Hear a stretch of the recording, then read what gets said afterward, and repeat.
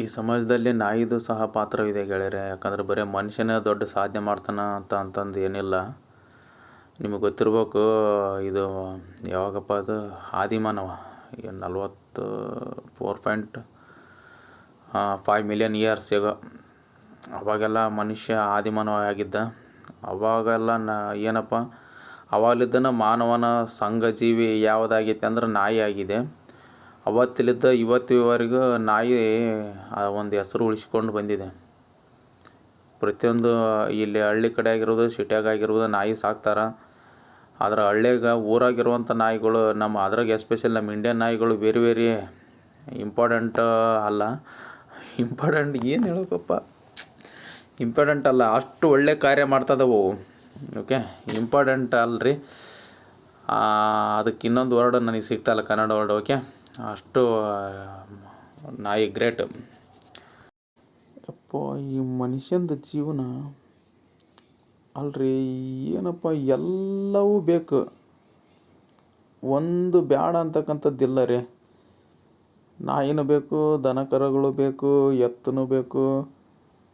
ಏನು ರೀ, ಇಂಥ ವಸ್ತು ಬೇಕು ಅಲ್ಲ, ಇಂಥ ವಸ್ತು ಬೇಡ ಅಂತಕ್ಕಂಥದ್ದು ಯಾವುದೂ ಇಲ್ಲ. ಮನುಷ್ಯನ ಜೀವನ ನಡೆಸ್ಬೇಕಾದ್ರೆ ಒಂದು ಸಣ್ಣ ಗೊಂಬೆ ಅದೇನಾರು ಸಣ್ಣ ರಿಪೇರಿ ಬಂತಂದ್ರೆ ಮನುಷ್ಯ ಅದನ್ನು ಮಾಡ್ಸ್ಕೊಂಬರೋಕೆ ಎಷ್ಟೋ ಕಿಲೋಮೀಟ್ರ್ ದೂರ ಆತನ. ಅಂದ್ರೆ ಆ ಗೊಂಬೆ ಅದು ಏನೈತೆ, ಅದು ಜೀವ ಇರ್ಲಾರ ಗೊಂಬೆಗೆ ಸಮೇತಿಗೆ ಮನುಷ್ಯ ಅದ್ರ ಮೇಲೆ ಇನ್ವಾಲ್ವ್ ಆಗಿಬಿಟ್ಟಾನಲ್ಲಪ್ಪ, ಅವಲಂಬಿತವಾಗಿಬಿಟ್ಟಿರ್ತಾನೆ. ಒಂದು ಸಣ್ಣ ಬೇಕ್ ಮರಿ ಆಗಿರ್ಬೋದು, ಒಂದು ಸಣ್ಣ ಪಾಂಡ್ ಆಗಿರ್ಬೋದು, ಏನಪ್ಪ ಮನುಷ್ಯ ಬರೀ ನಾನು ಏನೋ ಅನ್ಕೊಂಬಿಟ್ಟಿದ್ನಿ. ಎಲ್ಲವೂ ಬೇಕಪ್ಪ ಈ ಜೀವಕ್ಕೆ, ಒಂದು ಬ್ಯಾಡ ಅಂತಕ್ಕಂಥದ್ದೆಲ್ಲ, ಎಲ್ಲದ್ರ ಮೇಲೆ ಮನಸ್ಸು ಇಡುತ್ತಿದೆ.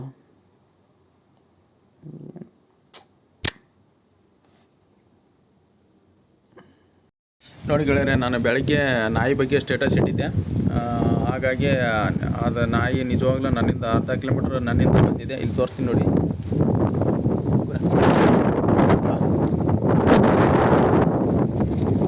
ನೋಡಿ, ನಿಜವಾಗ್ಲೂ ದೇವ್ರು ಇದ್ದಾನೆ ಇಲ್ಲ ಅನ್ನೋದಕ್ಕೆ ಇದೇ ಸಾಕ್ಷಿ ಗೆಳೆಯರೆ. ಯಾಕಂದ್ರೆ ನಾವು ಯಾವ ಒಂದು ಕರ್ಮವನ್ನು ಅನುಭವಿಸ್ತೀವಿ ಅದೇ ಆ ಪರಮಾತ್ಮ ನಮಗೋಸ್ಕರ ಸಂದರ್ಭ ದೊರಕಿಸಿ ಕೊಡುತ್ತಾನೆ. ಓಕೆ, ನಾನು ನಾಯಿ ಬಗ್ಗೆ ಇಟ್ಟರೆ ನಾಯಿ ನನ್ನಿಂದ ಅರ್ಧ ಕಿಲೋಮೀಟ್ರ್ ಬಂದೈತೆ ಅಂದ್ರೆ ಲೆಕ್ಕ ಹಾಕ್ಬಿಡಿ. ಅಂದರೆ ನಾವು ಒಳ್ಳೆಯದನ್ನೇ ಯೋಚನೆ ಮಾಡಬೇಕು, ಒಳ್ಳೆಯದನ್ನೇ ಬಯಸ್ಬೇಕು. ನಮ್ಮದು ಎಷ್ಟೇ ಕೆಟ್ಟ ಸಂದರ್ಭ ಬಂದರೂ ಕೂಡ ಆದಷ್ಟು ಬದಲಾಗೋಕ್ಕೆ ಟ್ರೈ ಮಾಡ್ಬೇಕು, ಒಳ್ಳೆಯದನ್ನೇ ಬಯಸೋಕ್ಕೆ ಟ್ರೈ ಮಾಡೋಕೆ ಗೆಳೆಯರೆ. ಇದೇ ಸಾಕ್ಷಿ ಇವತ್ತಿನ ನಾಯಿ. ನೋಡಿ, ಅರ್ಧ ಕಿಲೋಮೀಟ್ರ್ ಬಂದೈತೆ ನಾನು ಇವಾಗಲೂ ಸಾಕ್ಷಿ ಇದೆ. ಯಾಕಂದ್ರೆ ನಾಯಿ ದೇವ್ರು ಅಂತಂದು ಹೇಳ್ತಾ ಇರಲಿಲ್ಲ. ಆ ಒಂದು ಸಂದರ್ಭವನ್ನು ಸೃಷ್ಟಿ ಮಾಡಿದವನು ದೇವರು. ಓಕೆ, ಇದನ್ನ ಅರ್ಥ ಮಾಡ್ಕೊಳ್ಬೇಕು. ನಾವು ಒಳ್ಳೆಯದನ್ನೇ ಅನುಭವಿಸ್ಬೇಕು, ಒಳ್ಳೆಯದನ್ನೇ ಯೋಚನೆ ಮಾಡಬೇಕು. ಧನ್ಯವಾದಗಳು.